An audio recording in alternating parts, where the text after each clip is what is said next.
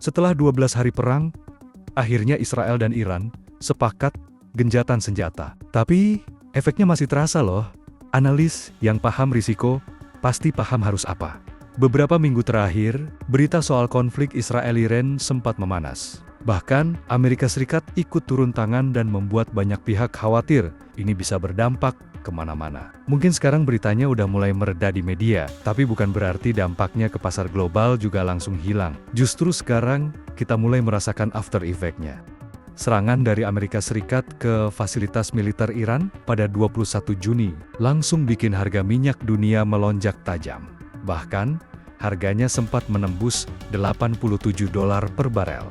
Kenaikan ini nggak cuma bikin ongkos produksi naik, tapi juga bikin banyak negara waspada soal inflasi.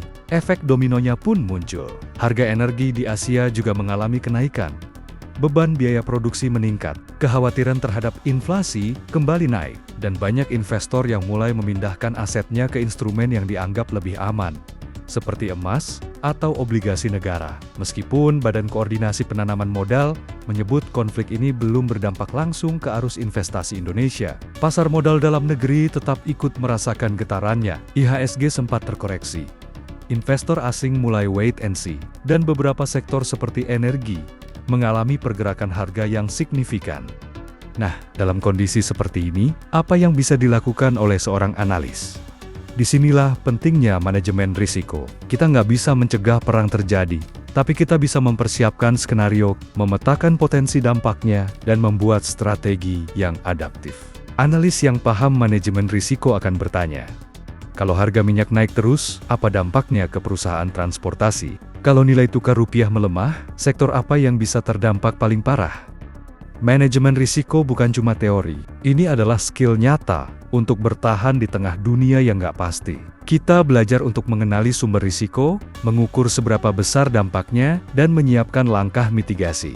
Apakah perlu diversifikasi aset, atau justru mengamankan posisi di sektor yang lebih defensif? Melalui pelatihan manajemen risiko di CSC Institute, sobat akan dibekali pemahaman berbasis standar internasional seperti ISO 31000. Hal ini bukan cuma penting untuk analis profesional, tapi juga siapapun yang ingin memahami dinamika pasar dan mengambil keputusan investasi dengan lebih bijak. Karena kenyataannya, pasar akan terus berubah. Tapi dengan ilmu yang tepat, kamu bisa tetap tenang dan tahu harus melangkah kemana.